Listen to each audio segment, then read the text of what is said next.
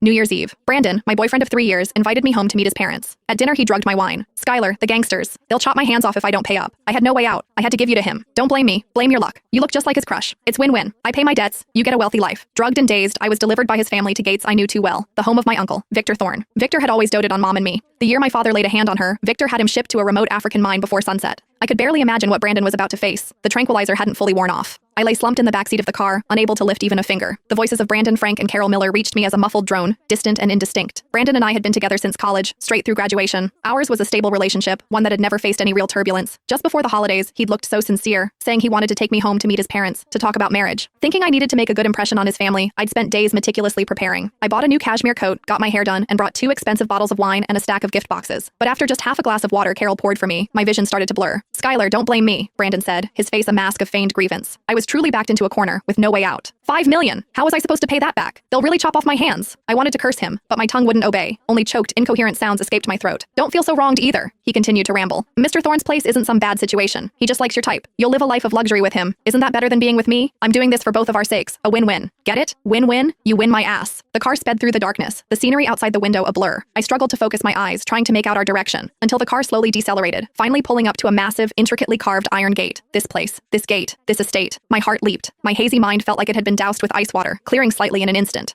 No way. It couldn't be. Brandon and his mom dragged me out of the car, one on each side, practically pulling me across the front lawn of the estate. My cashmere coat was disheveled and torn. My heels were long gone. 2 straight-backed men stood by the door, watching us approach with expressionless faces. Gentlemen, please inform Mr. Thorne. We truly couldn't raise the money, so we came up with a new way to settle the debt. Frank Miller bent at the waist, fawning over the men in black suits at the door. We've brought Mr. Thorne a New Year's gift. He's definitely going to like it. One of the men shined a flashlight beam across my face. The light stung my eyes, making me squint. Her? His voice was flat. Yes, exactly. My son's girlfriend. Carol quickly chimed in, forcefully pulling my face straight. See? Doesn't she look exactly like the woman Mr. Thorne commemorates every year? We specifically found out about that. And she's a dancer. Very graceful. She'll be attentive to his needs. My stomach lurched. The man was silent for a few seconds, then gestured to a subordinate nearby. Go inform him. He turned back to us. Whether it works out or not, I can't say. Just come inside and wait. Thank you, sir. Thank you. Brandon nodded profusely, bowing repeatedly, as he dragged me towards the main house. By the time I was pulled into the parlor on the first floor, my legs had given out. I collapsed onto the cold floor. Mr. Thorne is with a guest. Wait here, the man said, then left. As soon as the door closed, Brandon immediately crouched in front of me, a mix of anxiety and calculation on his face. Skylar, help me out, just this once. He grabbed my shoulders and shook me. When Mr. Thorne comes, just say you came willingly. Please, I won't look down on you. I promise I'll treat you well afterward. I stared at him, unable to make a sound. Don't you dare stay silent. Carol also leaned in, her nails digging into my arm.